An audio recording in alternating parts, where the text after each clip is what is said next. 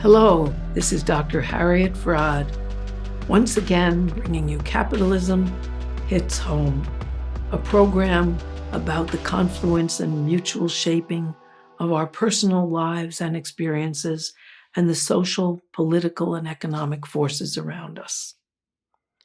This is brought to you by Democracy at Work. Today, I want to talk about the history of childhood, because it's really weird. I have a doctorate degree.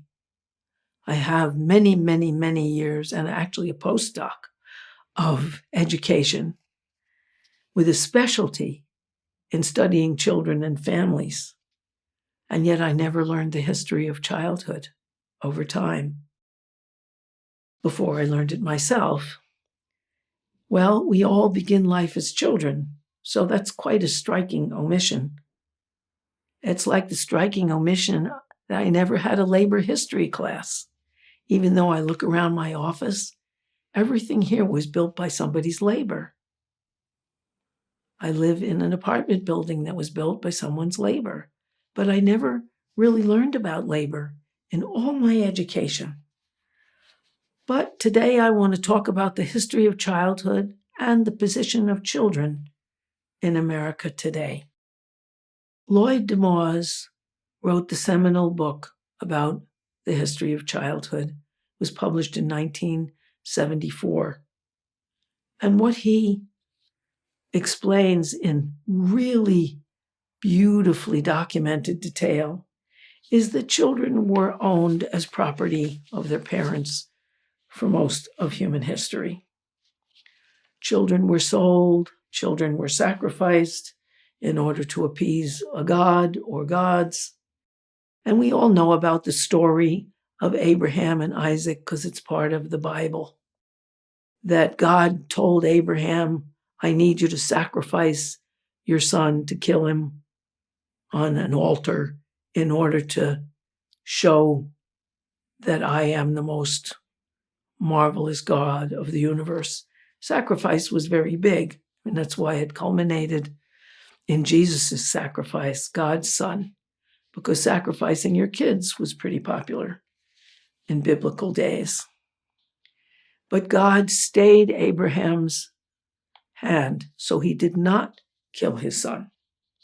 However, there's a less known story in the Bible about Jephthah's daughter. Jephthah was a warrior who, like many others, wanted a favor from God, and he promised to sacrifice. He said, if I reign supreme as a warrior, I will sacrifice to you whatever greets me first when I arrive home. Well, unfortunately for her, what greeted him first was his daughter, Jephthah's daughter, who ran out to meet him. So he had to kill her. That was the deal. And that was not so unusual. All over the world, when they excavate under cliffs, they find piles of tiny bones where people appeased God by saying, if you give me prosperity or the woman I want or a successful voyage as a merchant, I will sacrifice my daughter or my son to you. And so they did push them off a cliff. They found piles of bones. Now, another thing is, and this really, to tell you the truth, blew my mind. The book Émile by Jean-Jacques Rousseau is celebrated as the first treatise on child development and child education. But Jean-Jacques Rousseau had 5 children, and they were really too costly, so he brought them all to a foundling hospital because they had these hospitals for orphans. And what you did with a child you didn't want was they had a huge Lazy Susan. You put the kid on the Lazy Susan, spun the Lazy Susan, and it came out in a convent for nuns who were supposed to take care of the child. Well, only 5% of those children lived to maturity because in the first place, we know the Catholic Church doesn't have a good record. Those 40,000 orphans who were brought up in Catholic orphanages in Ireland testified, as well as did the Native American children in the United States and Canada when they were forced to be re-educated by the church, and there were piles of their little bones found, as well as all sorts of torment. At any rate, another reason that if you took your children to the foundling home, they had a 95% chance of dying before they reached maturity, was that if one child got sick, they were all packed into these small rooms, then of course all the others did too, and so they had a 95% death rate. Grimm's fairy tales that we've all been brought up with, whether it's Snow White or whether it's Hansel and Gretel, were really true of the culture and the time that they took place in. If a woman married a man who had children by a prior marriage, it wasn't unusual that she sent them into the forest where they couldn't come back, or had somebody kill them for her, because it was a drag having extra children around. That is the story of childhood in antiquity. Between 1350 about and 1550, it's been documented in France, everyone who could possibly afford it had their kids farmed out to a wet nurse in the country who would take the kids and nurse them for a small fee, but there were many of them she nursed, so it added up to a living for her for 5 years, and then bring them back. And if some didn't come back, it was no big deal. That's quite a revelation, or it was to me. When they came back, they also didn't stay for very long. The children of the wealthy were sent to boarding schools at age 7, whereas the children of the non-wealthy sent the boys out as apprentices to learn trades or began to work on the farm, and the girls worked either in farming or were handed off as child servants in wealthier homes. Also, some children were what they called oblated. To oblate a child, you brought them to the church and left them there, and the church kept them for a long time. The church practice was to keep them and use them as either servants in the church, or maybe they could become priests or nuns. Others were abandoned. They were left by the side of the road, and if someone needed a child, they'd pick up the child. They were brought to the marketplace like kittens, so somebody could take the child home if they wanted to. They were left by the roadsides. For a long time, the most popular name of Italian people in the United States was Esposito, which means the exposed one, because people also just left their kids exposed to the elements. And if somebody picked them up, that was fine. If they weren't picked up, that was fine too. Until the Child Labor Standards Act in 1938, American children were also sent out to work. My great-grandfather was one of 9 children. His father kept his hands clean and his nails manicured and sent all 9 out to work. My great-grandfather began work at 5 years old, where his job was trimming the lamp wicks and filling the lamps for light on the Long Island Railroad, where he got to see wealthy families taking their children and themselves on vacation in Long Island, because it used to be that wealthy New York families had country homes in Long Island where they would go for the summer. And often the women and children would go and the men would visit on weekends by train. So child labor laws didn't really happen until 1938, when Franklin Delano Roosevelt decided, along with many others, that children needed some protection so they didn't have to work long hours at work or do dangerous jobs. So the Fair Labor Standards Act was passed in 1938, which set up a minimum age of 14 years old before you began work and restricted the hours that minors under 18 worked to 8 hours a day and to weekends off, and prohibited minors from doing very dangerous jobs. All states have their own state child labor laws, which is unfortunate, because even though federal child labor law is supposed to predominate, it doesn't.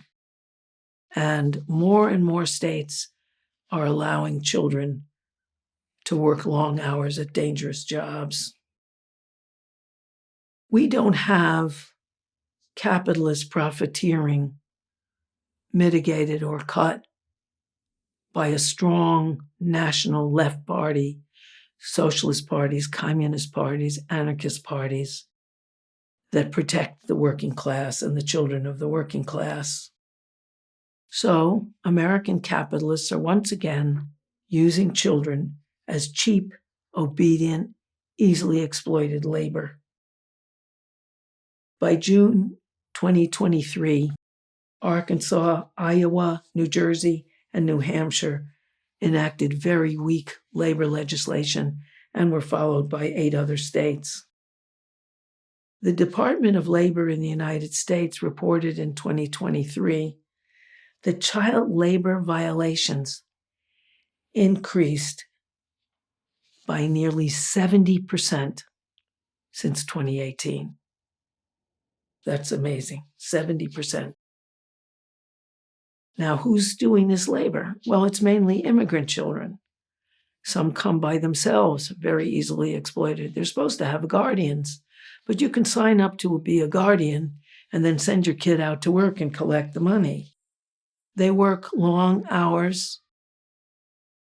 In Iowa, they work at night cleaning up the blood and slime from the slaughterhouse floors, a dangerous, filthy job. They work on construction in dangerous jobs. They work on farms.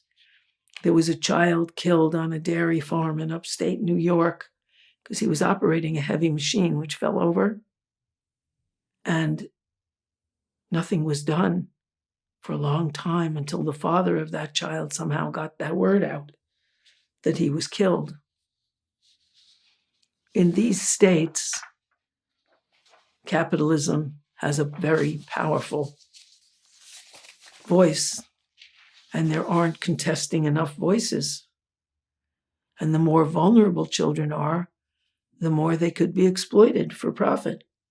And if that's what you're thinking of doing, if that's your goal in life, to make money, children are a bonanza. The United States has the weakest child protections in the whole developed world. Why? Well, France, the Scandinavian countries, whether they're Sweden, Denmark, Norway, Finland, and Holland, they have free medical care. And the medical care is located in their free daycare centers. So when doctors examine them, they can see if children have bones that have broken and left to heal themselves because nobody reported it or got them care. They could see if they have burn marks on their bodies or black and blue marks. They also can talk with the teachers and see who's depressed and look into that. They can report all sorts of signs of abuse. We don't have free medical care or free daycare. We don't have that option where doctors at our centers of education could notice that. We do have rules that teachers who notice that there's child abuse should report it. Now, I was a teacher in my earliest career, first grade teacher. And I remember going to my principal because there was an obviously seriously damaged child in my class. He had burn marks all over him. And he kept talking to the monkey in the mirror during class. So he obviously had mental damage as well. I went to the vice principal and told him about it. And he said, it's a whole lot of paperwork. Forget about it. I also went to him about a little boy named Desiree Williams. Desiree almost never came to school. And when he did, of course, he was behind because he never came, and he was rather disruptive. So I went to the principal this time, not the vice principal, and I said, what should we do about Desiree Williams? He never comes to school. He said, yeah, I know. We don't want him in the school. He's a lot of trouble. Keep it to yourself. So children who are in trouble are not always reported. This is just my personal experience. In addition, 1 out of every 6 kids in the United States goes hungry. They call it food scarcity because they don't want to call it hunger, but they don't have enough to eat. Much poorer nations like India and Brazil provide free, nutritious meals for children, breakfasts and lunches and snacks, free for all public school children. In the United States, there's only 6 states out of 50 and New York City that provides free breakfast and lunch. And there are constant conflicts, like recently when the food companies selling lunches to the public schools at a high cost wanted to pass off ketchup as a vegetable. Because, of course, that's cheaper, and they could make more profit that way. Others, like France, feed their daycare recipients for free daycare 3 nutritious meals a day if they're there past 6, because they're open till 7.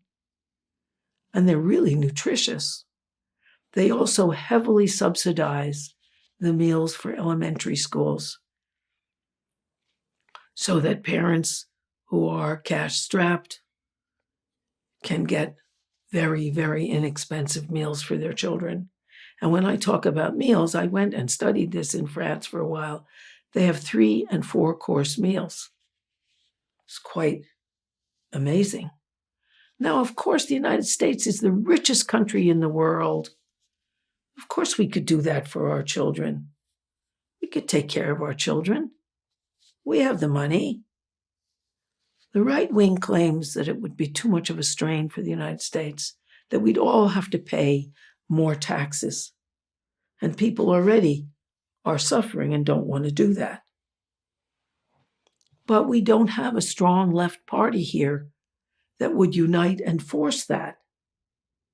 We can afford Head Start for all children easily.